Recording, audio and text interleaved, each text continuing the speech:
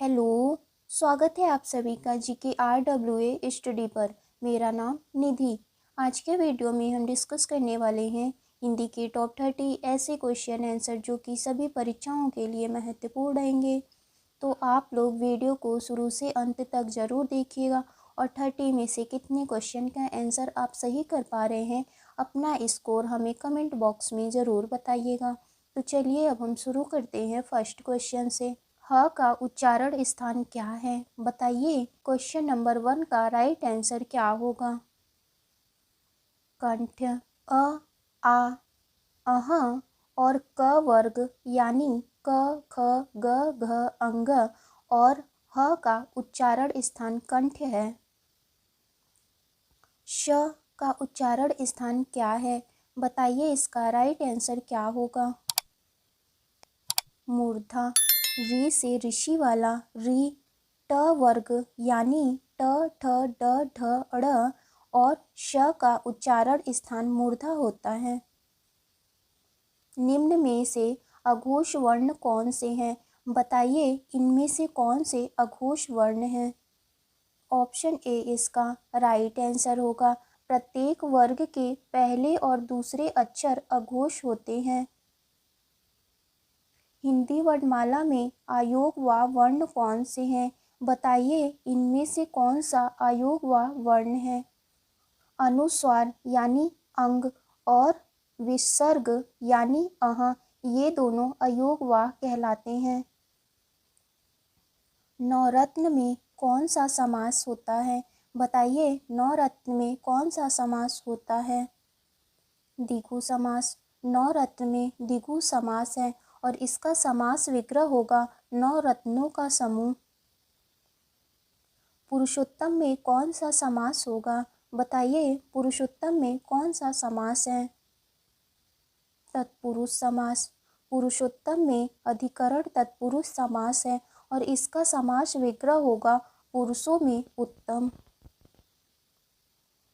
मृगेंद्र में कौन सा समास होता है बताइए, मृगेंद्र में कौन सा समास है? बहुव्रीहि समास।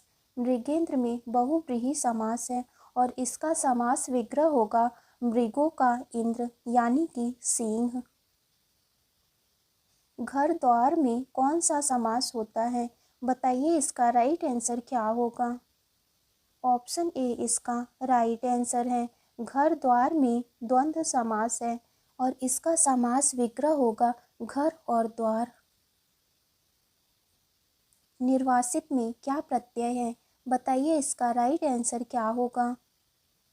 ऑप्शन डी इसका राइट आंसर है। निर्वासित में इत प्रत्यय है।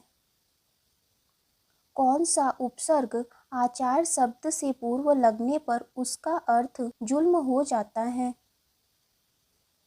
ऑप्शन बी इसका राइट आंसर होगा। यदि आचार शब्द में अति उपसर्ग लगा दे तो उसका मतलब अत्याचार यानी कि जुल्म हो जाएगा।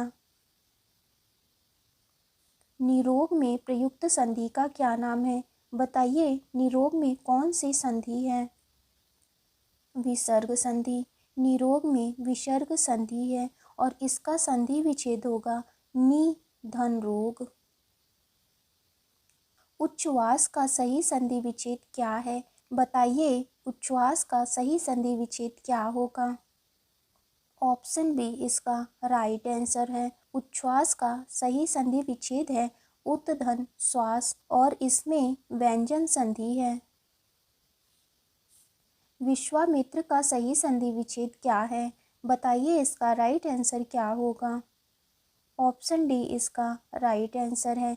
विश्वामित्र का सही संधि विच्छेद है विश्वधन अमित्र और इसमें दीर्घ स्वर संधि है। यहाँ पर अ प्लस अ बराबर आ का नियम लागू हुआ है। जो लोग समय का ख्याल नहीं रखते उनकी डैश की जाती है बताइए, डैश के स्थान पर क्या होगा? ऑप्शन डी इसका राइट आंसर है। जो लोग समय का ख्याल नहीं रखते उनकी निंदा की जाती है। राष्ट्र की डैश के लिए शहीदों ने अपना बलिदान दिया। अब बताइए डैश के स्थान पर क्या होगा? ऑप्शन सी इसका राइट आंसर है। राष्ट्र की आन के लिए शहीदों ने अपना बलिदान दिया। शब्द शक्ति के मूलतः कितने भेद माने गए हैं? बताइए, शब्द शक्ति के कितने भेद हैं? 3 भेद। शब्द शक्ति के 3 भेद हैं। अभिधा, लक्षणा, व्यंजना। बैल खड़ा है, इस वाक्य में प्रयुक्त शब्द बैल में कौन सी शब्द शक्ति पाई जाती है? अभिधा। बैल खड़ा है, इस वाक्य में अभिधा शब्द शक्ति पाई गई है। बीड़ा पाड़ी किसका पर्यायवाची शब्द है? बताइए, बीड़ा पाड़ी का पर्यायवाची शब्द क्या होगा? सरस्वती। वीणा पाड़ी का पर्यायवाची शब्द सरस्वती है और वीणा पाड़ी के अन्य पर्यायवाची शब्द गिरा, भारती, शारदा, विमला है। कंचन किसका पर्यायवाची शब्द है? बताइए, कंचन का पर्यायवाची शब्द क्या होगा? कनक। कंचन कनक का पर्यायवाची शब्द है और कनक के अन्य पर्यायवाची शब्द स्वर्ण, जात रूप, सोना, हीन। इंद्र का पर्यायवाची शब्द क्या होगा? बताइए, इंद्र का पर्यायवाची शब्द क्या होगा? ऑप्शन सी इसका राइट आंसर है। इंद्र मधुआ का पर्यायवाची शब्द है और इंद्र के अन्य पर्यायवाची शब्द सचिपति, मेघवाहन, महेंद्र, देवराज हैं। कलुष किसका विलोम शब्द है? बताइए, कलुष का विलोम शब्द क्या होगा? निष्कलुष। कलुष का विलोम शब्द निष्कलुष है। एकाधिकार का विलोम शब्द क्या होगा? बताइए, एकाधिकार का विलोम शब्द क्या होगा? ऑप्शन डी इसका राइट आंसर है। एकाधिकार का विलोम शब्द परमाधिकार है। हिंदी भाषा की बोलियों के वर्गीकरण के आधार पर कौरवी कहाँ की बोली है? पश्चिमी हिंदी की। हिंदी भाषा की बोलियों के वर्गीकरण के आधार पर कौरवी पश्चिमी हिंदी की बोली है। हिंदी भाषा की बोलियों के वर्गीकरण के आधार पर अवधी कहाँ की बोली है? बताइए, इसका राइट आंसर क्या होगा? ऑप्शन ए इसका राइट आंसर है। हिंदी भाषा की बोलियों के वर्गीकरण के आधार पर अवधी पूर्वी हिंदी की बोली है। चमक शब्द का विशेषण क्या है? बताइए, चमक का विशेषण क्या है? ऑप्शन सी इसका राइट आंसर होगा।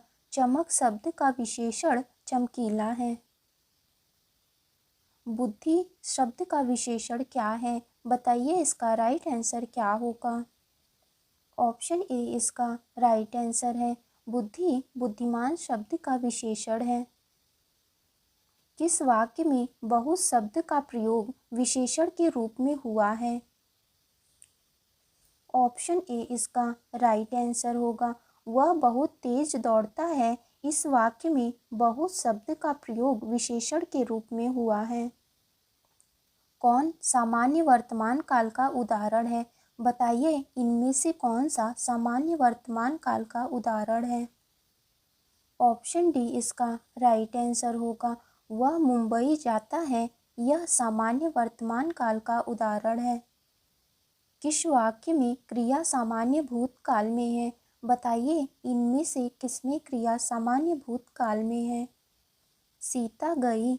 सीता गई इस वाक्य में क्रिया सामान्य भूतकाल में है।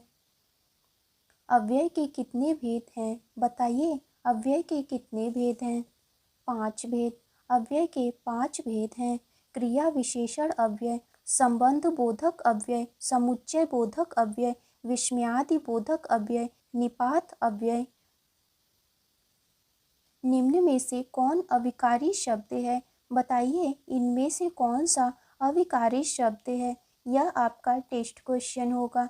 इसका आंसर आपको कमेंट बॉक्स में ज़रूर बताना है। तो आज की वीडियो आपकी यहीं तक थी। वीडियो अच्छी लगी हो तो लाइक करें, शेयर करें। अगर आप चैनल पर नए हैं तो चैनल को ज़रूर सब्सक्राइब करें।